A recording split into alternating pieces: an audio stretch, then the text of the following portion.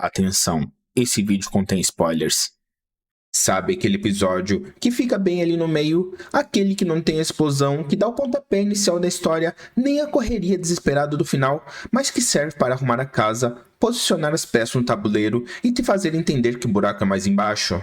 Então, o terceiro episódio de Alien Earth é exatamente isso. Ele funciona como uma ponte, uma transição que pisa no freio de propósito, conectando a dualidade que a gente viu nos dois primeiros capítulos com a promessa de algo bem maior e mais complexo.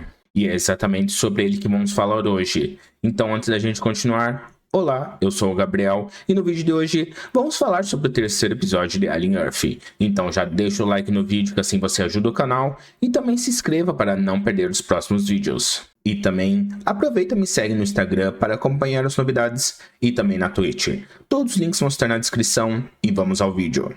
Se eu não sou humana, o que eu sou?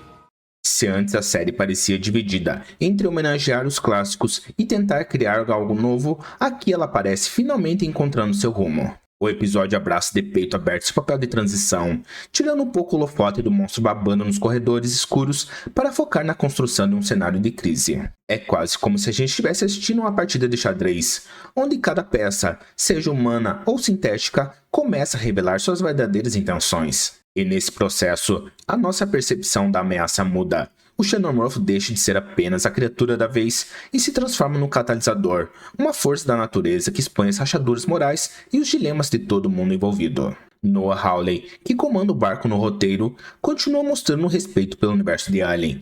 Só que é neste episódio que ele começa a cutucar as bordas desse universo com mais coragem, enfiando elementos novos que expandem a mitologia sem desrespeitar o que veio antes. A queda da nave, que foi o grande estopim de tudo, agora dá lugar às suas consequências, que se espalham em várias direções. E o episódio se dedica a nos mostrar um pouco mais desse mundo, dominado por megacorporações, e agora com a ameaça iminente de um organismo alienígena solto na Terra. A escala do conflito, que antes era fechada, presa em corredores e na tensão entre os personagens, agora se abre. E a gente começa a entender que o problema não é mais local, e sim nas implicações globais e o que está em jogo. Uma das coisas que volta a acontecer nesse episódio é a decisão de virar a câmera. Em vez de focar no confronto direto, no gore, na ação, a série escolhe focar na reação, no trauma e no que fica depois da violência. A cena em que a Wendy é arrastada pelo Xenomorph é um exemplo perfeito disso. A gente não vê a luta, não vê o monstro em detalhes. Em vez disso, a câmera fica no rosto do irmão dela, mostrando o desespero, a impotência e o terror que vem daquilo que a gente só consegue ouvir e imaginar. Essa escolha reforça o que eu disse sobre os episódios passados. A série faz parecer que faltou orçamento. Vemos também que o horror não está no que é mostrado, mas no que a nossa mente preenche. E a série mergulha fundo nessa concepção, explorando como a gente lida com o inexplicável, com aquilo que a gente não tem poder para controlar. Essa abordagem também serve para aprofundar a personagem da Wendy, que está se tornando cada vez mais o coração dessa simbiose entre o humano, o sintético e agora com uma conexão ainda não explicada com o Xenomorph.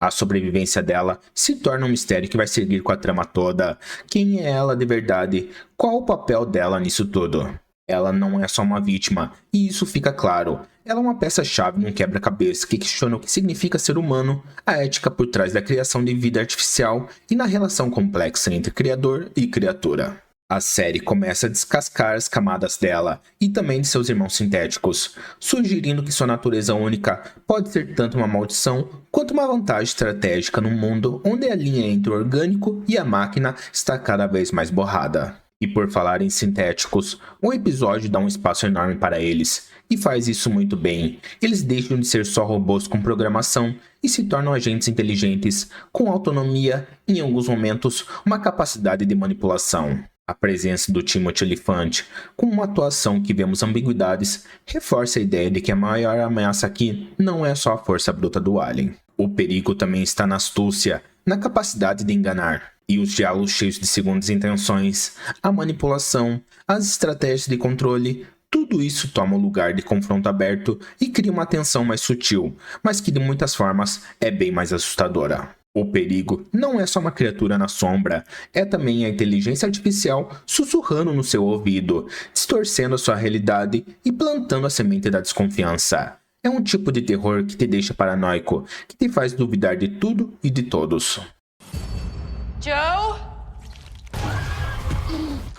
Outro ponto que ganha uma força aqui é a crítica ao poder das megas corporações. A gente já viu isso na franquia, com a Ilha de Untani sendo a grande vilã por trás de tudo, mas aqui a abordagem é um pouco diferente. A nova empresa que assume o controle da situação, depois do caos inicial, parece mais organizada, mais eficiente. Eles chegam com pranchetas, protocolos e uma calma que não combina com a situação, e é exatamente aí que mora o perigo. A série constrói essa ideia da banalidade do mal, um conceito que a filosofa Hannah Arendt usou para descrever como pessoas comuns podem cometer atrocidades simplesmente seguindo ordens e tratando tudo como um procedimento burocrático. O mal aqui não é um monstro de duas bocas, mas sim na frieza de um sistema que transforma vida, morte, risco e lucro em números numa planilha. A forma normal com que a ameaça alienígena é tratada é o que dá mais medo. Não há pânico, não há desespero, há gerenciamento de crise. O xenomorfo não é visto como o fim do mundo, mas como um ativo biológico, que precisa ser controlado e, quem sabe, explorado. Essa normalização do absurdo é onde reside o verdadeiro horror. É a capacidade humana de se adaptar e racionalizar o desumano, e isso corrói a empatia, transforma o horror em rotina e a vida em uma mercadoria. A indiferença da corporação se torna tão perigosa quanto a criatura em si, porque ela representa uma falha sistemática na nossa própria humanidade. O monstro caça por instinto, o sistema destrói por lucro, e eu não sei dizer qual dos dois é pior.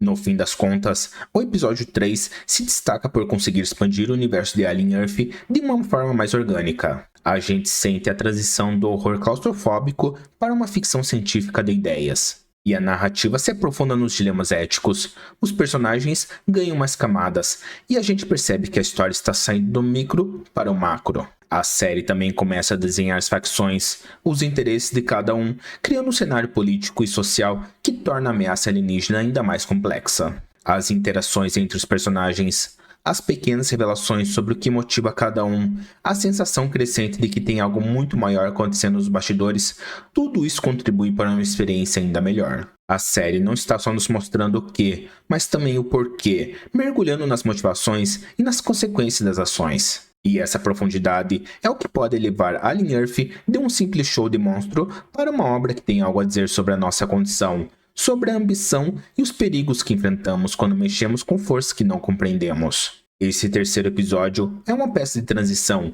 Ele não entrega a ação desenfreada dos primeiros, mas compensa com um aprofundamento de temas e uma construção de mundo que, diferente dos episódios iniciais, pode deixar a gente um pouco mais otimista para o futuro.